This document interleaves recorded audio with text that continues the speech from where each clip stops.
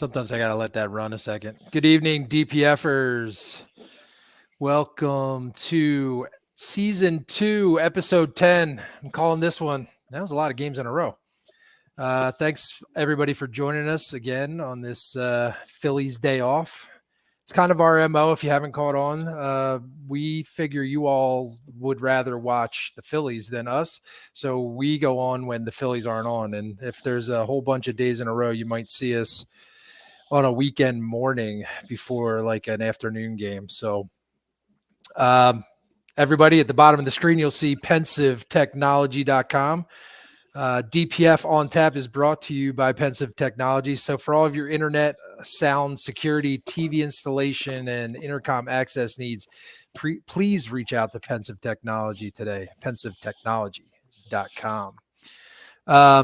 So everybody's kind of on today, DPF land, and hopefully you guys have the Yards app, and you clicked on where to go to get 2 free beers today, because 2 Schwarbombs yesterday get you 2 free beers at participating locations on their app.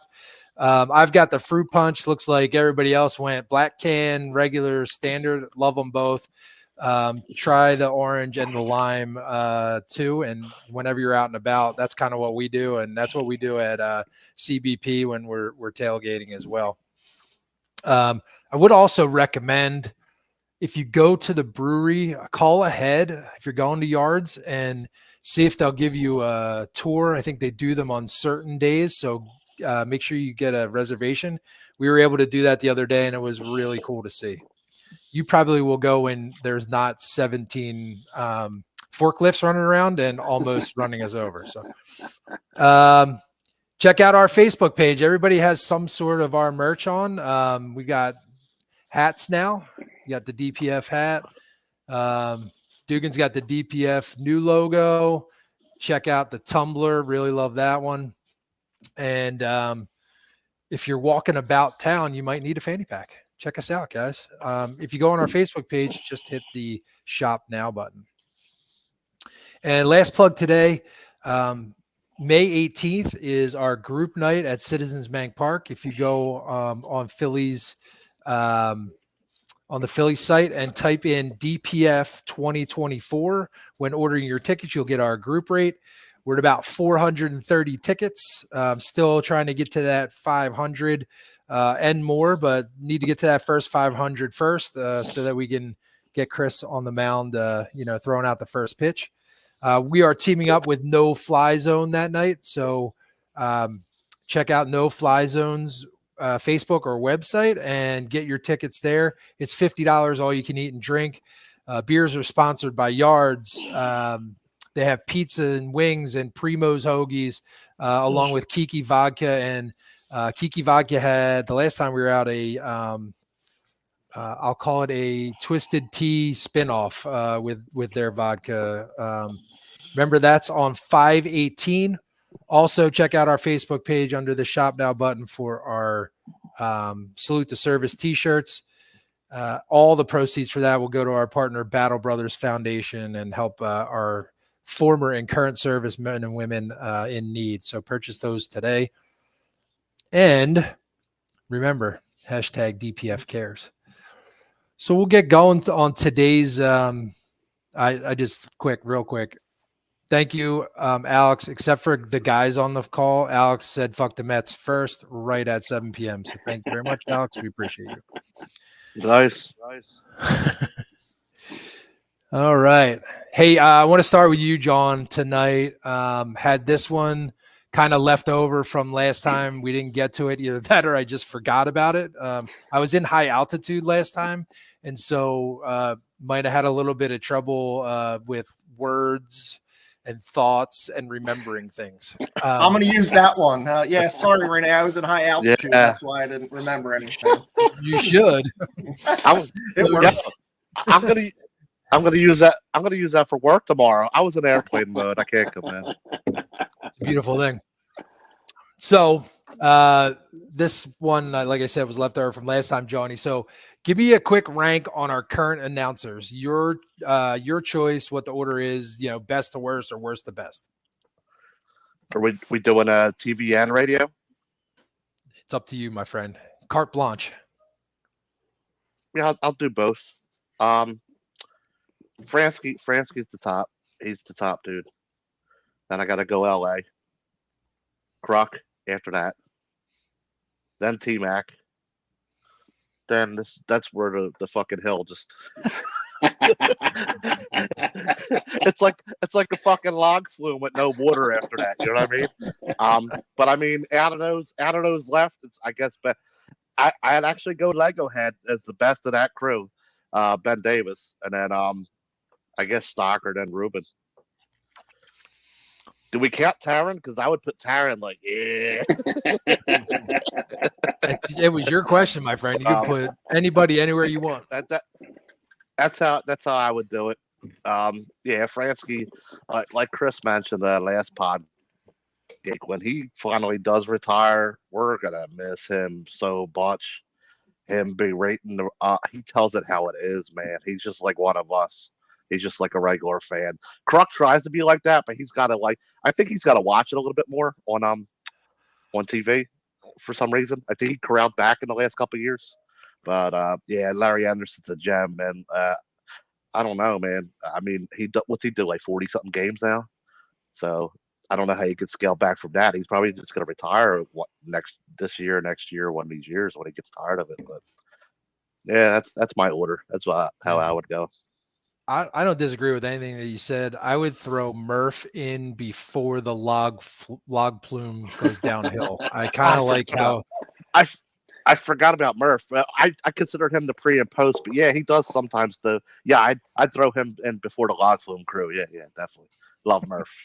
The log flume crew. I'd put Michael Bourne between them two. You know, even though he's not doing it this year. Oh God.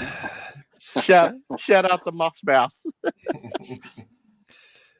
It's one of the things that I really am happy I missed while I did not live here. He did drop an oh shit that one time. That was pretty funny. Yeah. Did he really? Harper got hit, right? It was Harper got hit by Snell. Oh shit. Yeah. Yeah. No wonder Stocker won out.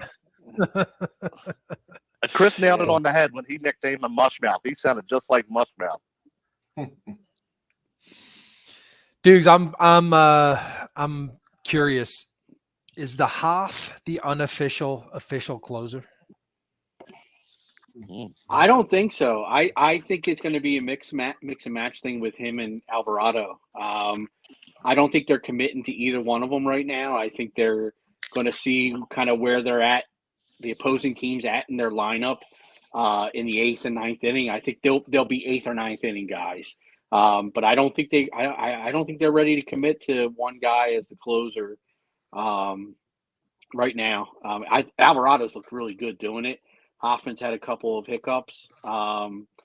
So if they're leaning one way, I'd go Alvarado, but I think it's going to be a mix and match thing and matchups.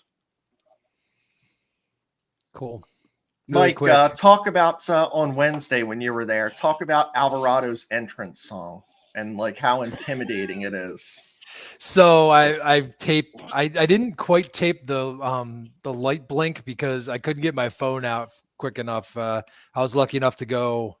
That was last night, and they were blinking the lights as he was trotting out from the bullpen, and it was like a Cinco de Mayo salsa song, and it was like they wanted to have a like a dance competition rather than Enter Sandman, like someone was talking about last week when, Rivera came out, or the trumpet thing from Edwin Diaz, like any number of other songs that strike fear into people. This was like, hey, let's have a party.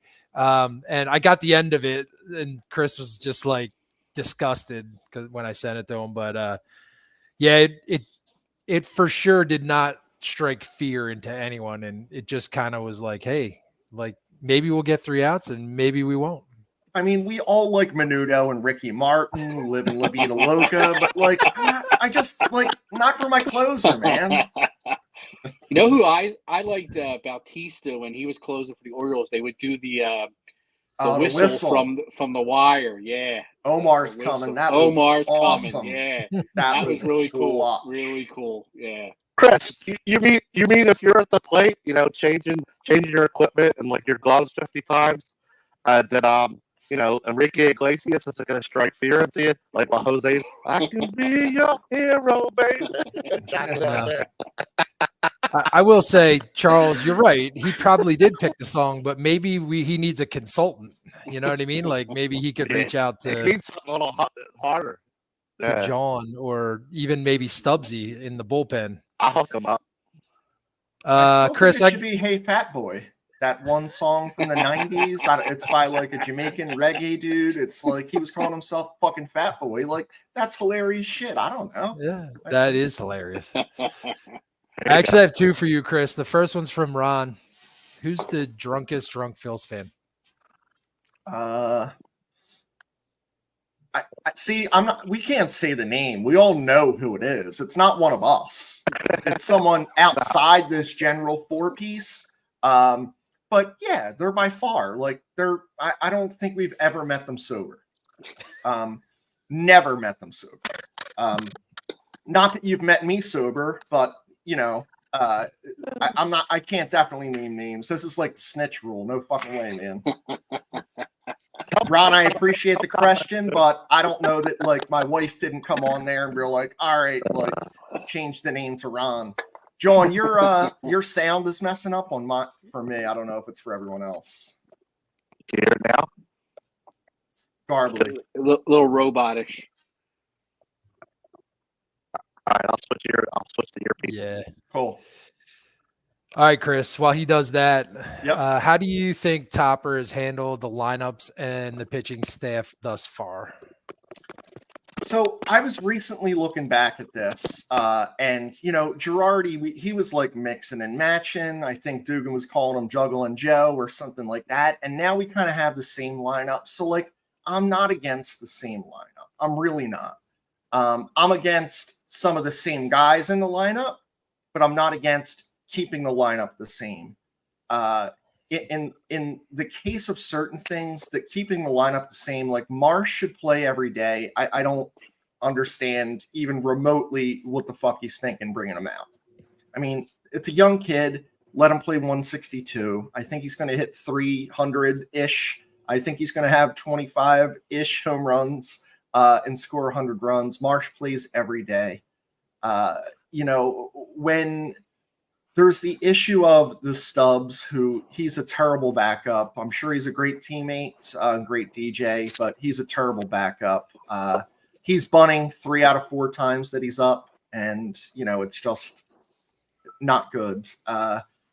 As far as getting some of the other people in, we were hoping Whit Merrifield. Like right now, if you ask me, Chris, do you want Whit to play or Rojas? Fuck Whit Merrifield. He's hitting 107. I'm out on him. He can figure it out somewhere else. Maybe he's cool playing in KC under, when there's 50 people there. So that part of it, I understand that he has to do it, but like you got a guy like Sosa. Every time this dude has played, he's done something. I don't know. Figure out a way to get this dude in. Like he was in center field last year. Put the motherfucker in center. I don't know. Put him in do something. Get him in there somehow, some way. So that's my lineup kind of talk. Now pitching, listen, I think he left Wheeler in too long. Other than that, with the starters, I don't have a huge issue. He's kind of like letting them go. I think the Phillies starters have gone 6 or more innings 9 times. So like he's letting them throw to 85, 100. Which, I think that these guys should be able to do on a regular basis. As far as the bullpen, I feel that I want the 08 feeling of Romero, Madsen, Lidge. Whoever those 3 are in whatever order, I don't like the mix and match idea because I think that there's a difference when, how many times did we see Hoffman get up in the past week? It's a lot. Like this dude's literally warming up every fucking game. And I don't love that. Like he should know, like, unless it's a tie game in the 9th, or we have a lead, I'm not fucking warming up, dude. I'm not doing it. You know, let one of these other guys do it. With the pitchers going 6-7, you know, going 6, like I figure like Strom has to play a more important role because I really haven't seen him. He's kind of like that pseudo long guy, but they haven't needed a long guy, and I hope they don't. Soto, he's one of those guys where one game he's terrible and one he's incredible. And last game was one of those terrible games. In our text back and forth, I think I said, and Chris, I don't remember exactly what I said, but I was like, this dude is absolutely fucking terrible. And he's you're a like, turd. I think you said he's a turd. Oh, he's an absolute turd. Yeah. Yeah. Absolute turd. And you're like, he's not an absolute turd. And then like he walked in the run, you're like, all right, he is a turd, but the absolute, I don't know about. I thought he had some bad luck the other night. It was 2 infield singles and a blooper to right, but then when he walks 2 guys, like that's the nail in the coffin there, the walks, you know. Yep. And that's his Achilles heel is the walks. He reminds you of Alvarado from two years ago, where you got great stuff, but you just can't throw strikes with it consistently, you know.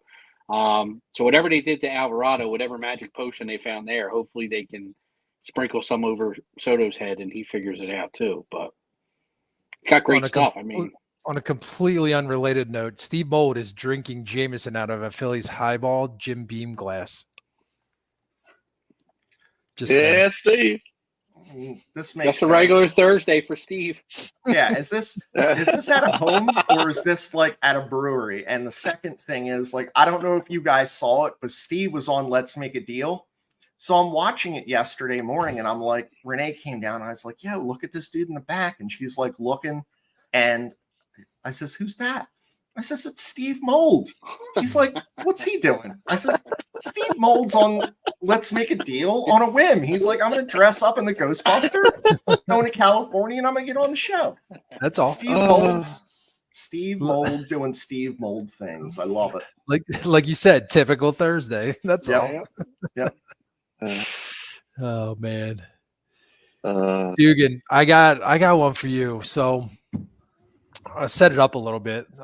So Whit Merrifield's on third base in the bottom of the 9th, and there's a wild pitch, right?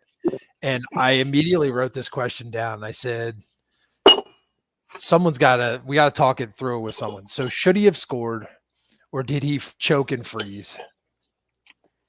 You remember the play? Yeah, I do remember the play. And I think it's one of those plays where I think if he doesn't react right away, staying is probably the best play, because the ball didn't really go that far. It was probably only about like 10 feet to the right of the catcher. And the fact that he froze and didn't break right away, I think he made the right decision, because I think he's a dead out if he tries at that point. But that's it. Like, that's one of those do or die plays where you're on it, you see it hit the dirt and you're gone, or you got to play it safe and hope that, number 42 gets a hit in that game, Right. And then, but yeah, I think it was a good call to stay after he kind of froze. Choking froze. He hasn't touched home, so I'm wondering, like, if it's not he just afraid or doesn't know what to do. So he so was funny, clicking his heels together. There's no place like home. There's no place so like it's so funny you say that, because with your E.T. phone home. Well, with your comment a moment ago, like he can go figure it out in Kansas City.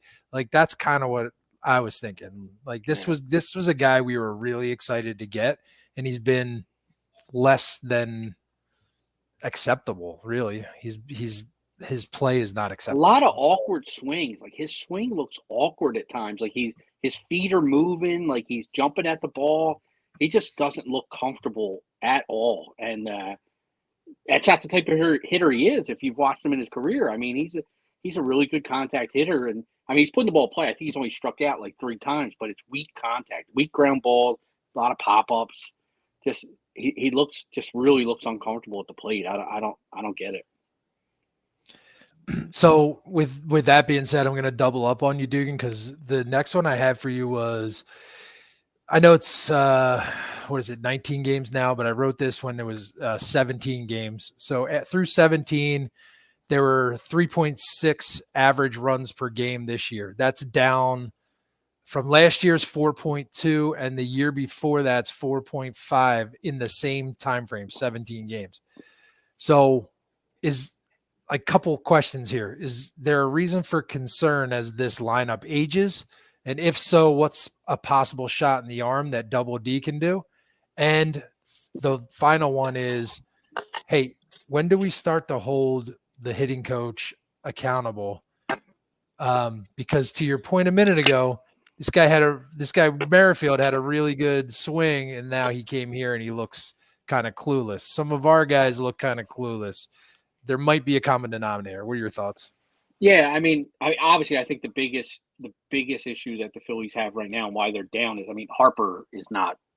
He's not Harper right now. I mean, he's had like 2 games where he's looked like Bryce Harper, so he's really struggling. Castellanos, I mean, he can't hit a ball off a tee right now. So you got a couple of your big cogs are not really hitting the way they're capable of, which is costing us, some scoring and some runs there. I really don't. I mean, when you look at this lineup and you look at the makeup of these guys' contracts, and I don't see where there's much movement, and I don't see where there's really a spot that you could get a guy and plug and play him right now, because Castellanos, he's not going anywhere with that contract. You can't move that contract. Harper's going to be back. He's going to bounce back. Harper's numbers will be great. He'll get hot and he'll stay hot. As far as the hitting coach, Long, I think people put a little too much stock in what the hitting coach actually does. I mean, he's not up there swinging a bat. I sure as hell can tell you he's not telling Castellanos to swing at a pitch that's outside of the left-handed batter's box, and he's not telling guys to take fastballs right down the goddamn middle. He's working with them on things that he sees mechanically that they're doing wrong, trying to improve the mechanics of their hitting. I mean, if you look at some of our younger guys, like Brandon Marsh came to the Phillies, he was like a 224 hitter with the Angels, and he's hitting damn near 300 now. So I think Kevin Long has had a positive impact on guys like Marsh, Bohm, Stott, some of the younger guys that he's able to work with. I think it's the veteran guys that are really the problem on this team. They're kind of like the old dogs, and you can't teach an old dog new tricks, and they're going to swing from their ass, and they're going to chase bad pitches. And no matter what Kevin Long tells them, they're the ones that are stepping in the batter's box with the bat in their hand. Kevin Long isn't going up there and, he's not in their ear going, swing, don't swing, don't swing, swing. It's up to those guys to be more disciplined hitters. But I'm encouraged by the work that he's done. I mean, Pache came to the Phillies because no one thought he could hit. And last year before he got hurt, he was hitting 280-something. And I think he's hitting 280-something in limited duty this year. So I think he's proven that he can work with guys and improve them. I just think it's the veteran guys that are just stuck in their ways that make him look bad, when they struggle.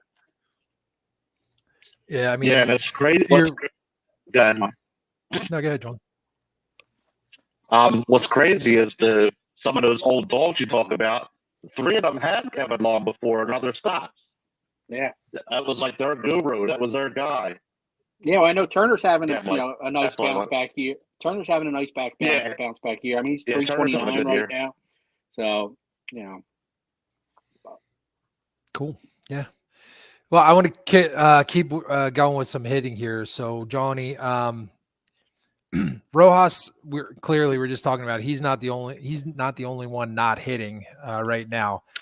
So, however, he's not, and so I guess the question is if he doesn't pick it up by May, should he spend some time in Lehigh, working on his approach? And then the second part of that is, I guess it's 2 more parts. How long do you think he needs? Like at bat wise, and then who do we call up in his absence? I think if he don't get it together by May, I think you have to look at sending him down. I mean, I like the kid and all, but I mean, you're right, he's not the only one struggling. But as Dugan said, to a point he just said about one guy, we know Harper's going to come back. We know the other guys. They've been around here for a while. We don't know, you know what I mean? I mean, I've watched him play in the minor leagues, but that's the minor leagues. We don't know what this dude could, if he can bounce back at the major league level or not yet. We haven't seen him enough. So I think by May, you definitely have to set him down for. I'm changing my guy you call up though. Before when I was saying like next weekend or whatever, I guess he got like two hit. I think he got a hit or two, so I bought him like another weekend, I guess. But I'm switching my guy. Lucknow's playing pretty damn good ball down there at Lehigh. I mean, I said Cody before, but I mean, I would bring up Lucknow and see. You know, he's a vet. He's a proven veteran. He can help out. You know, he can hit. How long? Hmm. Some people might think it's harsh, but I'd say I'd say leave him down there a few weeks, man. Even if he gets it together, like if he gets it together quick, still let him down there, get the repetition. Just keep getting the bats. Just make sure it's consistent before you call him back up. I'd say a month or so at least. Yeah, my thought was like 200 at bats. I don't know how long that is, but 200 at bats. Yeah, you're like, gonna either figure it out or you're not. Exactly. And make sure it's like consistent, repetitive before you bring him back up. Not like, oh, he had 2 good weeks. Let's yank him up, and then he's he'll go like he'll hit like 170 up here or some shit. Like, make sure he's consistent before you bring him back up. Cool. Thank you, Johnny. Hey, Chris, I have like a little situation question here. So we were talking a little bit ago about the 10th inning Pache walk-off. That's the second time Topper pinch ran for the DH in the like 7th or 8th with a possibility of that spot coming back up later in the game. So I'm interested to hear, what would you do? What would you have done in those situations? And what would you do if that pops up in the future? Pinch run for him every time when it's down to 1 run like that, every single time. You can't play for like what if it's still tied in this guy and we want him to bat again? No, you want to be able to have someone who can run, who can possibly score with his legs. I would do it every time late. I don't know that Schwarber's as slow as we think he is, though. I mean, I think he's bad. I don't necessarily think that I would take him out because he hasn't shown me that he's a bad base runner. And sometimes the lack of speed doesn't matter when you're a good base runner, which I believe Schwarber is. But being said, I would do it late in the game like that, no doubt. I think this has happened quite a few times where like he didn't take the person out because he's like, oh, for defensive purposes or for this or for that. You're looking to win the game. You're not playing for a tie. You're not playing for the next at bat. Like, I think you have to go more of the here and now in the spirit of this team is getting older and, every win counts because it's going to come down at the end, whether we're a game up in first or, a game in fifth. I don't know what it is, but it's going to come down to that. You can already see it now. You play every game. Like it really is meaning something. I don't believe in white flag games. I don't believe in, playing for the next at bat when it's a tie game in a situation like that, or even down a run where they could tie it. I would make the same move. Cool. Appreciate it. Hey, Dugan, is Turner washed up? So hear me out. Tons of errors already. He spiked himself last Friday night trying to go after a ball. He's got a lot of warning track power. I know he hit a home run last night. I was there. Just want to get your thoughts on that. I don't think he's washed up. I mean, he's still, he's hitting 329 right now. When he puts the ball in play, he makes things happen. He can still run the bases. I don't think he came here as a stellar defensive shortstop. I think we knew that about him, that he wasn't, a great shortstop defensively. So I'm not surprised at some of the errors that he makes. They're frustrating as hell because a lot of them seem to be avoidable. I know Chris and I we were holding our breath all last year when he threw the ball because he dropped down and throw like a little sidearm shot put over to first base, and you kept waiting for him to sail it over Harper's head at first. He's done that a few times this year too, where he drops down, but the throws seem to be a little more online this year. But I think the guy's still got some good baseball left in him. I think he's hitting the ball well this year. He's still running well. I mean, what's he got? 39 straight steals without being caught or something like that. So he still runs very well. But I think his defense is what it is. He's never going to be a great defensive shortstop. He's going to be maybe slightly below average defensive shortstop, but you hope he can out-hit his defensive mistakes, and his offense is the plus, and his defense is kind of just eh. And I think that that's the kind of player he's going to be. Eventually, I don't think he'll be the shortstop for the Phillies. I don't think he plays 10 years at shortstop for the Phillies during this contract. I think he'll eventually move either to third or second or somewhere else in the infield. Yeah, you remember Police Academy? Remember the Blue Oyster? Mm-hmm. Yeah. Blue Oyster Club. If Turner could just take some balls to the chest once in a while instead of some Sports Center shit and dive it to the side. Well, Ball I to the don't know. chest, Trey.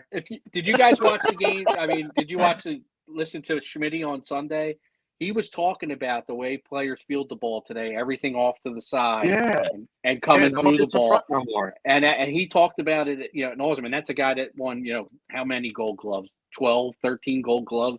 Like, a guy that knows how to play defense is telling you the way they teach you how to play it, and the way these major league players are doing it is bullshit. All this Olay stuff, hoping you scoop one instead of getting your body in front of the ball and knocking it down like we were all taught growing up. Square it up, get your belly button in front of it, and feel the ball out in front of you. They're playing it off to the side. Schmitty was all over that the other day because I think it was Bohm made an error doing that on Sunday's game, and he was like, get in front of it, take one step over, and you're in front of the ball. Yeah. So it's just different way of playing, and they get some and they don't. Brian doesn't like my wording of my last question. He's really not going to like this one. You ready, John? So, John, why do the Fightin' Phils faithful give Harper a pass when he isn't hitting but holds everyone else accountable? Do you give him a pass now? Why or why not? That's for you, Brian. Fuck no. He's a teammate just like the other 9 guys in the lineup. He talks all this stuff. Like, I love Harper. Don't get me wrong. I'm not talking shit about him, and I know he will come around at some point. But when he does get in these little slumps, everybody goes, "Oh, he'll be okay. Oh, whatever." It's kind of like, remember last year I said it's like one of those. It's like you're a girl and your friends warning you about some dude. Like, no, you got to get to know him. He'll be all right. Once you get to know him, he'll pick it up. Like, it's kind of like that. No, he don't get a pass. He don't get a pass from me. I know he don't get a pass from us for. But in general, I see on Twitter and all, like, no one shits on him when he struggles, and it pisses me off. It's like, he's on the team too. Like, I'm going to tell you something that pisses me off with him. If he doesn't fucking run out every fucking ground ball, I am going to rip him a new asshole on DPF. I am fucking sick of that. Yeah. Papelbon will choke him the fuck out again. Like, that was disgusting. How the fuck can you do that? Hustle takes no fucking talent, and he didn't do it. He chose not to. And, like, now that's not okay. Four times a game. That's it. 4 times a game on down the line. That pisses me off. Commented to someone, I love when people get on Rollins when he didn't run, and now Harper when he don't run. The meaningless ground ball where you hit a one hopper to the second baseman, and he's got it before you're even out of the box. I get that. You don't hustle down the line, but when you hit a double play ball and you're out by 10 feet when Cruz double clutches at shortstop and you're still out by 10 feet, like, that's just bullshit. That's just absolute bullshit. I don't care what the score is of the game. You have a chance to keep the inning alive by beating out that double play ball, and because you're mad that you rolled over on one. That pisses me off. Well, how about when we were playing the Cardinals and Nolan Arenado, like, every ground ball, this motherfucker's like making a right hand into the dugout, like, and barely running down. Like, that shit would not fly here. Yeah. Even if it's just, I just don't love it. I'm not saying you have to pull a hamstring, but like, Yeah. I don't And why know, don't- man. Yeah.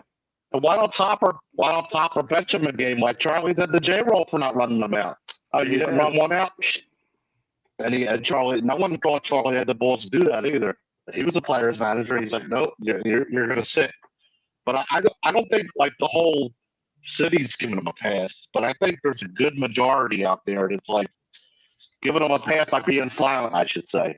You know what I mean? Like the silence speaks. Like no one's saying There's a anything lot of about people out Harper there. not hitting. There's a lot of people out there that don't want you to talk shit on any player. I mean, Castellanos looks like a fucking dog shit at the plate, and you post something about him, and he'll come around, he'll do it. Oh, It's early. It's he's April. Nick Castellanos. Yeah, come on. All right. Well, let's talk There's about Nola. that. There's Nola and Hoskins people still talking on Twitter. It's like, come on, one of them's not even fucking here no more. So let's talk about it because Jeff wants to know, how do we get Casty going? So I'll throw this one out there to you, Dugan. Thoughts on Casty to the bench and Pache and Wright for a little while? I mean, Casty's going to play every day. Yeah. You know, he said standing O. I wouldn't give him a standing O because the motherfucker doesn't look like he gives a fuck. So, like, Turner looked like he cared. Yes. Like, he was mad that he wasn't playing well. He was frustrated. Castellanos doesn't look like he gives two fucks if he goes 0 for 4 or 4 for 4. And, you know, he's not deserving of a fucking standing ovation because he doesn't look like he gives a shit. And if he don't give a shit about how he's playing, then I don't give a shit about making him play better, you know? And I hope he picks it up. I mean, when they signed Schwarber, Castellanos was the guy I wanted because I thought Castellanos was a better hitter, like overall better, not power-wise, but just a better offensive guy than Schwarber was. I thought he brought more to the table offensively. So I was super excited when we got Castellanos after Schwarber, and I was like, oh, shit, we're really loading up this lineup. And he's been, you know, like even last year, his end-of-season numbers look great, but it was a wave. He was really good early up until the All-Star break. Then he sucked. Then he was real good early in the playoffs. Then he sucked. He hasn't been a consistently good hitter since he's been here. And this year's just atrocious. I'm Swinging at pissed the off first about pitch. something else I'd like to talk about. It's just a little bit of a segue. I'm sitting here in the DPF garage drinking Yards beer, and I have to look at this fucking television, and it's not you three guys. You're looking good tonight. There's a fucking clock here. I don't need that type of negative shit in my life. Like, we need to, like, figure out how to get this clock off because I can see it's 37 minutes in here. And then I'm thinking, oh, what? I'm drinking a fucking beer every 10 minutes? I don't need that. I don't need to be timed. I don't like it. I don't need it.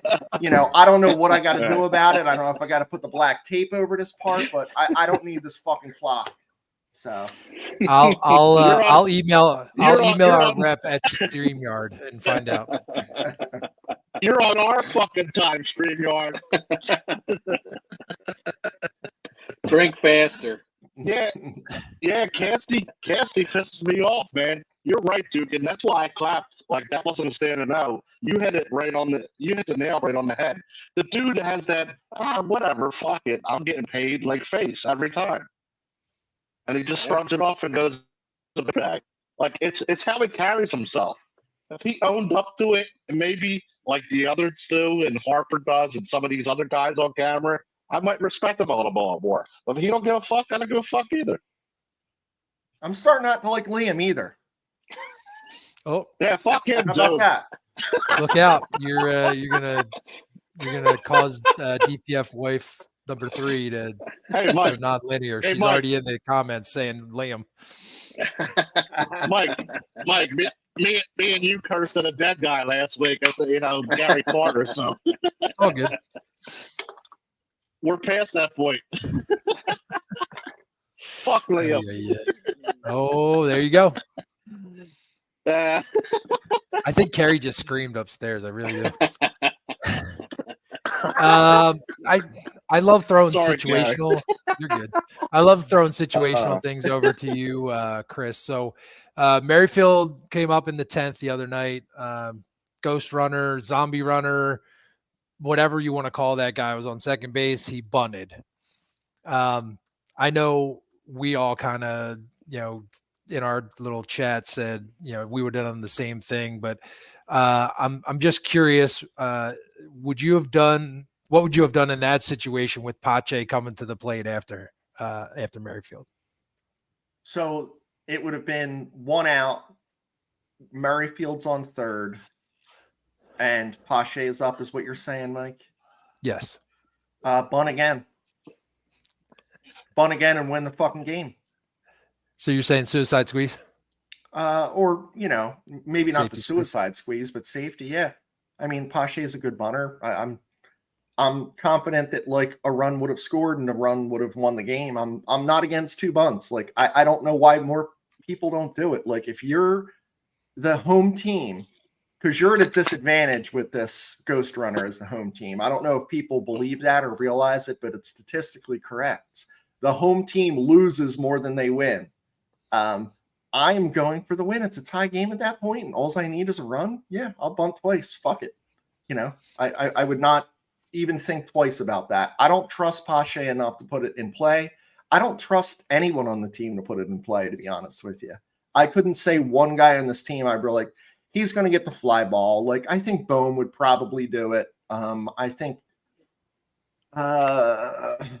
yeah, that's probably it. That's the guy that I trust. I'm like thinking, right now, like Bohm, I would trust him to get the ball and play. But yeah, I don't think that they would bunt twice in a million fucking years. But I don't understand why, because you win the game. And that's why we're playing it, right? All right. I don't disagree with you. I'm going to do trivia, but John can't play because he gave it to me. So it's between Chris and Dugan. We had a 16-game winner in 2008 season. Do you guys know who the pitcher was that had 16 wins for the Phillies in 2008? Ooh. Dugan, Jamie Moyer. You got it. Crazy. I was waiting for somebody to put it in the comments, but nobody got that one. So nice job. Good Cool. work. Yeah, I heard it the other day. And I was like, wow, I did not expect that. I knew it couldn't be Hamels because that would have been obvious in 08. Yeah. And it wasn't playing. All right, Dugan. I'll throw you a situational question. Okay. So we've been having some really stellar starting pitching lately. So this question kind of revolves around that, right? The bullpen is rested. We've had a couple of games in a row where our starters have gone 6 innings. So let's say tomorrow night, Turnbull goes 6. The Phillies have the lead. Who are your pitchers for innings 7, 8, and 9 tomorrow night against the White Sox? Ooh. 7, 8, 9. I'd probably go Strom because I think he's been great all year. I was looking back at some of the ERAs from the Brave series, and a lot of those guys got lit up. Alvarado, Strom, they had 54 ERA, 67.5, and they haven't given up a run since. So Strom's probably a guy I'd like to see in the 7th, Hoffman in the 8th, Alvarado in the 9th. That's my bridge to Lidge right there, Chris. That's who I think. That's what I think we should go with every night. Strom, Hoffman, and Alvarado. That's our, Left, our right, salsa, left. Our salsa line. We can call it the salsa line or something. Get to out the fat boy salsaing in the 9th inning with his music. But yeah, that's take it back 1 inning. Turnbull goes 5. Who's the 6th inning? Ooh, who's the 6th inning guy? Wow.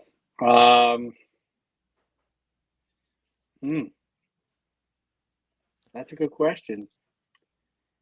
I'd go Strom 6, Marte 7. If you look at Marte, that's true too. Marte's been very good. Excellent. He's been that's awesome. Yeah, Marte's been killing it. Yeah, Marte's been great. Yeah, he could be. You could do it that way too. Yeah, Strom 6 and Marte 7. Marte's a guy that might earn some 8th inning appearances too. The way he's throwing the ball, Definitely. depending on who's down, that night Right. for whatever reason. I mean, you notice the guy we're not mentioning, Dominguez. Yeah, we haven't said terrible. Dominguez, so he gives them a home run every time he comes out. He Every gives them a home time. run. It's amazing. I actually was looking at it. I was looking at it earlier. He's thrown, where's he at? 7 innings, and he's given up, where is he? 3 home runs. 3 home runs in 7 innings. You can't have that out of a back end of a bullpen guy. You just can't. You just can't have it. Yeah, Sir Anthony blows more than a birthday clown with COPD. That's all I got to say about him. Wow. When we're Great talking stuff. about trying to get Nick started, I have a good idea. This is I don't think it's been thought of. I think you just throw, Sir Anthony out there in batting practice against him, and just let him just tear him up. If you can't hit him, then you have to consider paying him not to be here. Right. Yeah. Two things. Desmond says, where does Pinto fit in? And I was thinking, what about Kirkering? Thoughts on that? Anyone? Yeah, what's with only pitching? Pinto's only pitched twice. It was the 4-inning save and then mop up duty, the one game. I think Pinto's probably used him at all. He's probably the odd man out once Walker comes back. You think he's going to get sent down probably? Yeah, I think what'll happen is Walker will slide into Turnbull's spot, and Turnbull will become that long guy in the bullpen, possible 6th starter if they need him. So what happens to what you call it? What happens to Ortiz? He should be back soon. Because he made the roster. I hope he was just on the IL. I hope he likes I hope he bacon. likes bacon. Yeah. Bacon USA. Enjoy the turnpike. Yeah. Hey, this is a very important question we need to address. Is anyone going tomorrow night? I'm going. I am going. I'll be there. And here's a plug. Avery, the youngest, is going to be there with her bracelet. So she's making bracelets right now. I told her not to go to school today so that she can just make bracelets all day. It's like a sweatshop over in the house. I got some other little kids. I don't know who they are, where they're from. She's having them fire the beads on. They're fucking up names. But regardless, yeah. So I think a group of us are going to be in there. It should be awesome. I want to get my boner bracelet tomorrow. So yeah.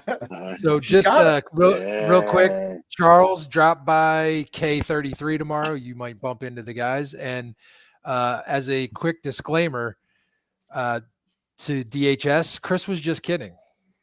Absolutely just kidding. She went to school today. I have proof. All right, let's get rid of that one. Where are we going next here, gentlemen? I think Johnny. So clearly, when he deserves it, we've been critical of Topper. Trying to think, I was about to say when he deserved it, we give him praise, but I'm not positive that's happened yet this year. So at one point or another, we've done both over the length of this podcast. So if you could choose any manager from the past or the present to manage this team instead of Topper, who would you choose? Good question.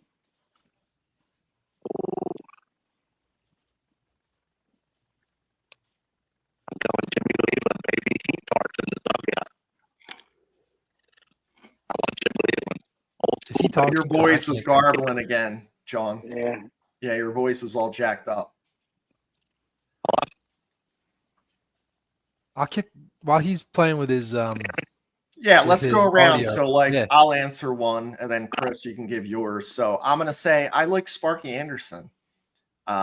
This guy won in both leagues. I just figure I wanted to say Earl Weaver just because I like how angry he was. And I just love that about him. If you haven't Googled that, Google Earl Weaver fighting with managers, and there's some awesome stuff. He comes out one time, first base, and he's like, Earl Weaver says to the ump, "You're trying to fuck me." And he's like, Earl, you're full of shit. And he's like, I'm full of shit. I'm the one that's going to be going to the Hall of Fame. And the ump goes, you're going to the Hall of Fame for fucking up World Series. You had the best team and you lost 4 times. You're full of shit, Earl. But I just like Sparky Anderson. I think, he won with Detroit. He won with Cincinnati. Why couldn't he win with this team? And I think he was more of a player's manager, which today's players would kind of need. But he's my choice. Dude, I'm Josh. gonna stick in the Phillies family, and I would say Jim Fregosi. Oh, I loved Fregosi because I thought he was the perfect mix of a player's manager, because he was boys with all the guys, the Macho Bro and all that, but he was also a tough son of a bitch, and he would get out there and argue and fight and scream, and I think that's the perfect mix that you can have for a manager, is to be on your player side but up your player's ass at the same time. And I think that's kind of what some of these guys need. I think a little bit of Jim Fregosi, foot up the ass while I'm patting you on the head. I thought he was perfect for that '93 team, and I think he'd be a really good manager. Do you remember when he was on WIP and what he said about WIP listeners back in '93? I don't. He said, and this is an exact quote, but it's really close. Like, they live in their mom's basement and they sleep with their sister, something like that. I remember that. It was like so awesome. What the hell would he say about DPF? Yeah. Johnny, are you back? You hear me now? Oh yeah, very good. All right, cool. Much better. I was saying, Jim Leyland, get the heat darts going in the dugout. Mm. That dude gave no fucks. He would get in the umpire's face. He would sleep. I forget, what's the one video? Oh, the one video with Bonds.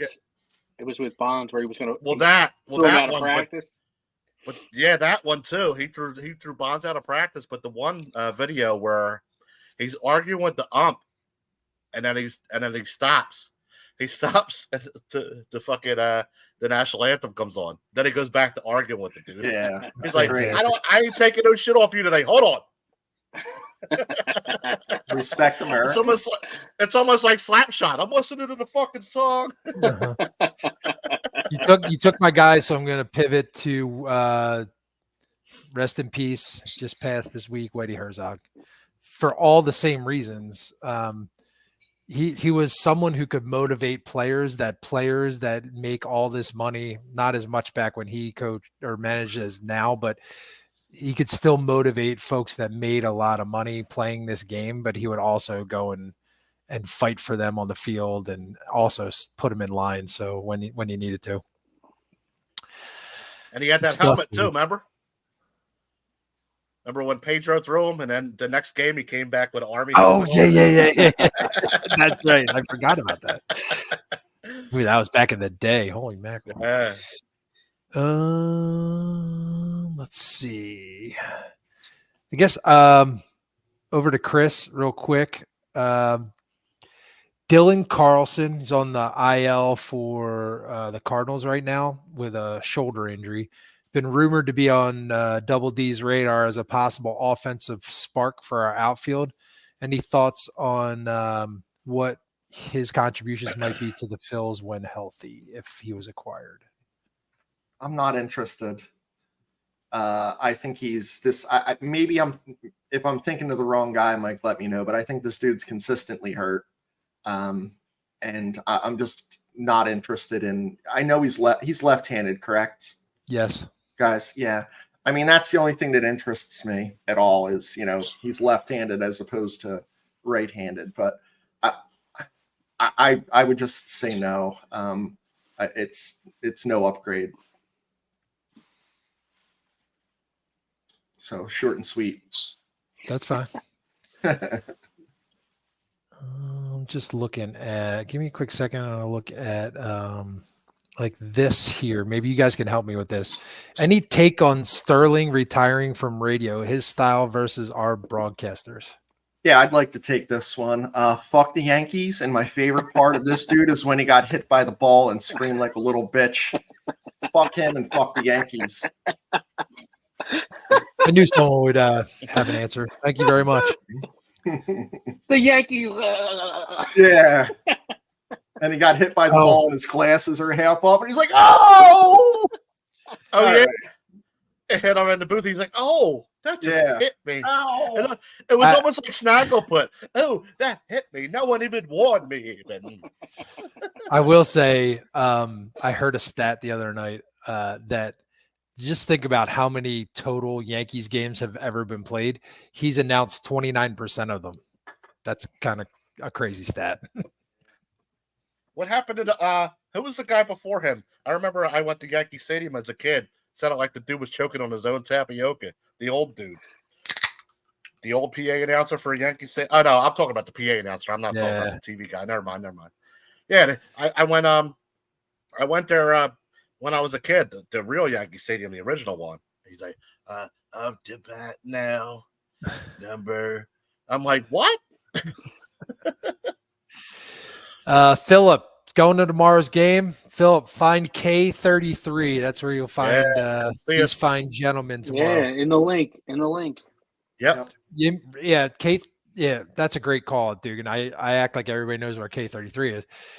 Right in between the Citizens Bank Park and the link, kind of right across from the first base entrance is where K lot is, guys. Find K33. If you go into the lot, make a left. It's right there on the left. All right. Johnny. Yes. We talk a little bit about the options we have on the bench. I just wanted to get your thoughts maybe on if we did enough in the offseason, specifically if Double D did enough in the offseason to solidify a good bench, or are we really thin there? Like we were excited about the Merrifield thing and all. I still think we're thin. I don't think we did enough. I mean, we addressed it before the season started. I mean, we might have even said something about last year, but I mean, I'm not going to toot that horn because he's here for the rest of the year. But I mean, backup catcher would have been the number. Like when Stubbs was a free agent, like officially, I would have just looked elsewhere and got a steady backup catcher, like that could actually hit, that could call a game. What I wouldn't care if it was they were a little young or a little vet, like with a little bit of experience too. I wanted Duvall. He's doing pretty decently for the Braves. But I mean, we were all excited for like when Merrifield came, but then that's all they did. We really pretty much ran it back with everybody we had.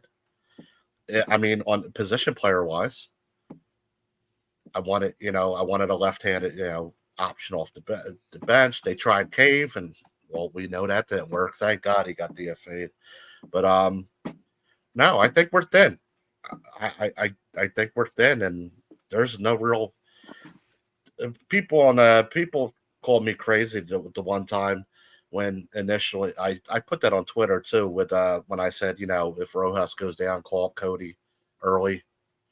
All right, Cody Clemens, blah blah. Why not Weston Wilson? Weston Wilson, like most of these guys at AAA, and I'll say it again for everybody out there, but I mean this is more for the general internet people. AAA right now is a beer league team.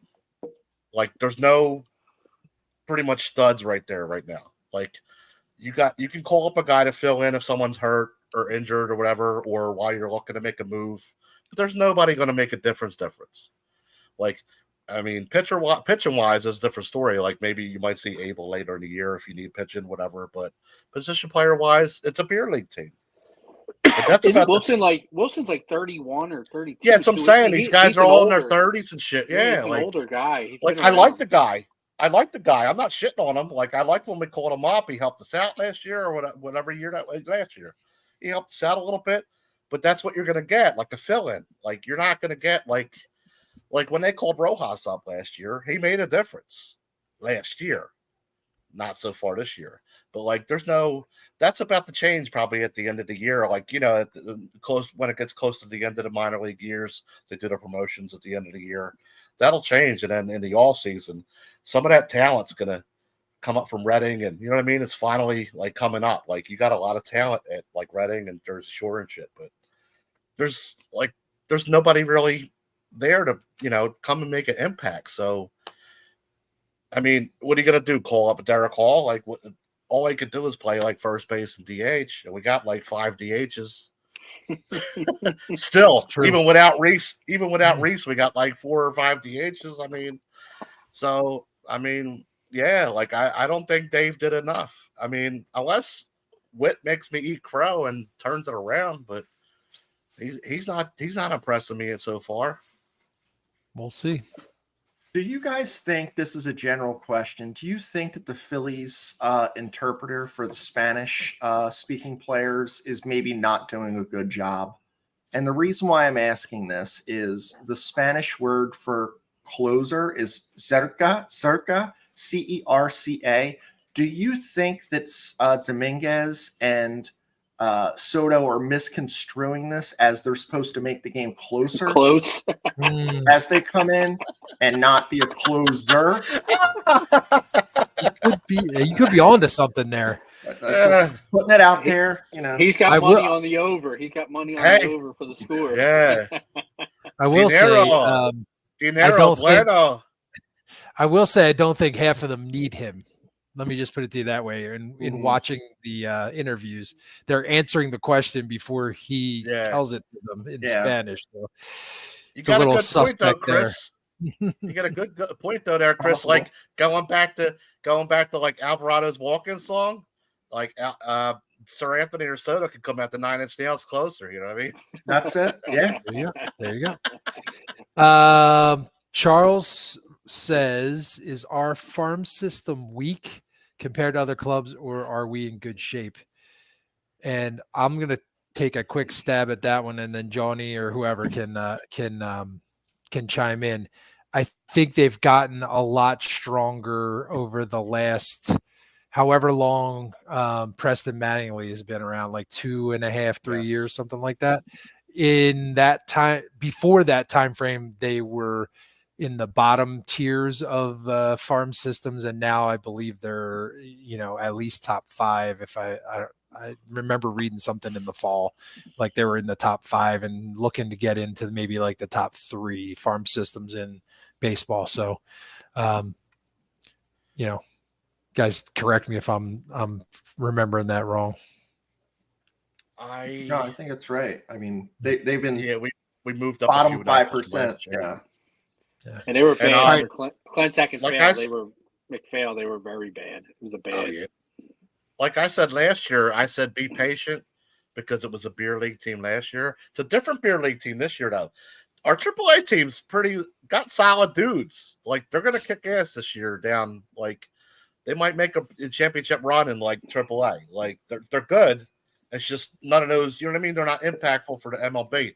You got a lot of talent at Reading, whole shitload of talent at Jersey Shore and Clearwater, and to touch on a point Dugan said on a previous episode, like when we were talking about trading Crawford, I don't want to trade Crawford, but there are some people that are going to be blocked because we have a lot of talented infielders, and that could be not to be a dick, but that could be useful trade bait down the line.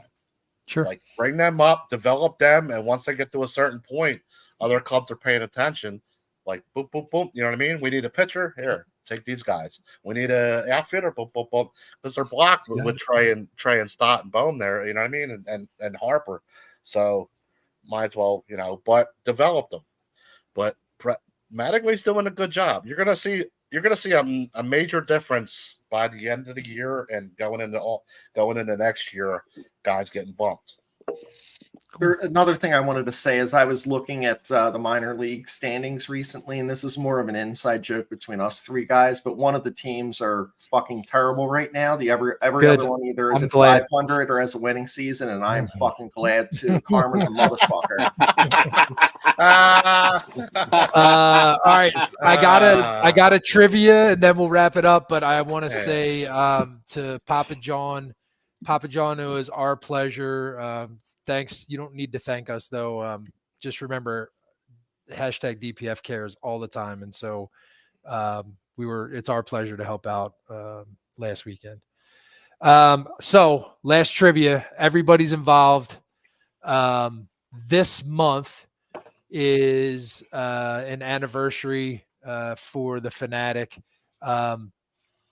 I want to know, and I can give you guys I can give you guys multiple guess, or you can just take a stab at the year.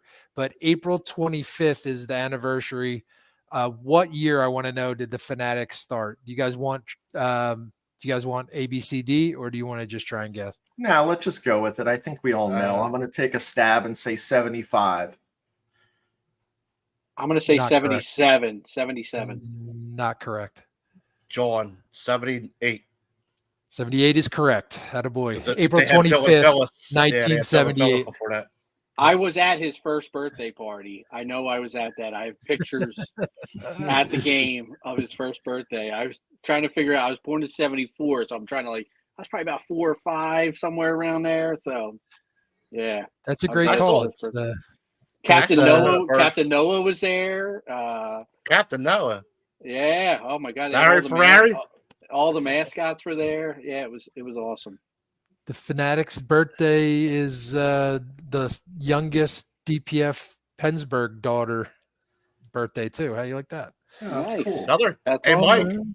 Mike, I'll throw one back at you. Well, the other guys, this is basic knowledge, but I mean, hey, who knows? I don't know if you'll get it or not, but some people might not know out there. Where's the Fanatic from?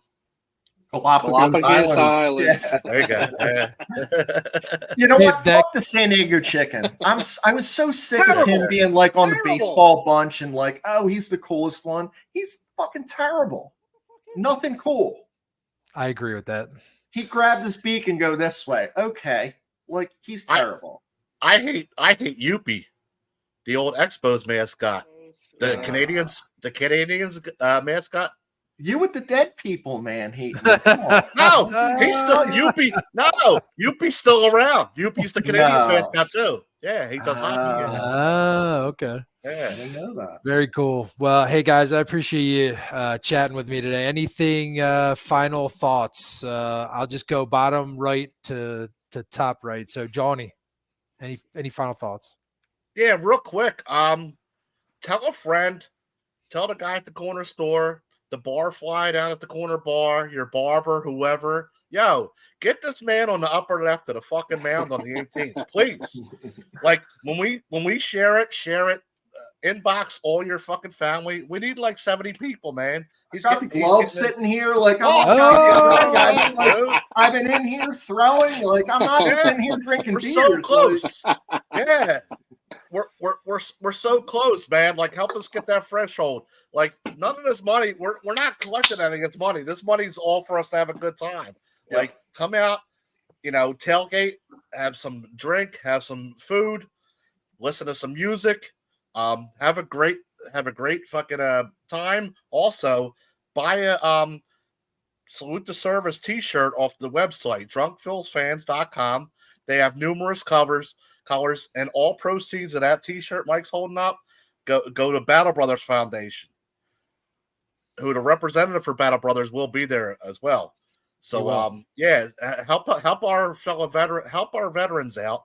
And we only need what? We need 70, 80 people. Yeah. 70. 70 Yeah, people. we need 70 people. Get my man to the mound. And Don't come wait have a good anymore. time. It's like a month, right? It's Yeah. literally a month away. Yeah, It is. like share it to everybody. Shit, buy the homeless guy in the corner a ticket. We need numbers, He can sit baby, next to John. numbers. Buy a But, ticket and don't go. We don't give a shit. Exactly. That's, Dugan. that's all I got. I can't emphasize that anymore. But go ahead, Dugan.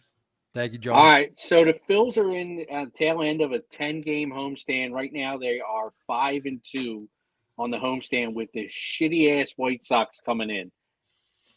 Got to sweep them. Let's have an 8-2 homestand for the Phils, and let's really. The Braves are banged up. The Braves are hurt. Albies just got hurt. Strider's out for the season. Fried, I don't know what the hell's going on with that guy. He sucks. Time to jump on the Braves. This is the time to do it. Bad teams, let's beat them. Let's sweep the next series as well. Chris.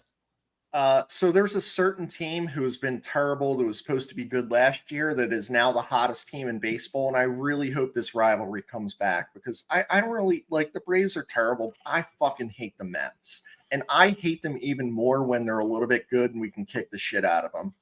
So they're 8-2, we're 7-3 of the last 10. Like I really hope that I cannot wait until we play them, and I can't wait until we kick the shit out of them. But I'm hoping that the Braves are in third place, honestly. It would be beautiful. And to end it up, I wanted to, do a little rhyme. I wanted to say, fuck Dickie Betts, fuck Leon Lett, and fuck the New York Mets. Thank you, sir. Don't forget, everybody out there in DPF land, for all your internet, sound security, TV installation, and intercom needs, reach out to Pensive Technology at pensivetechnology.com today. Everybody grab some Philly Standard.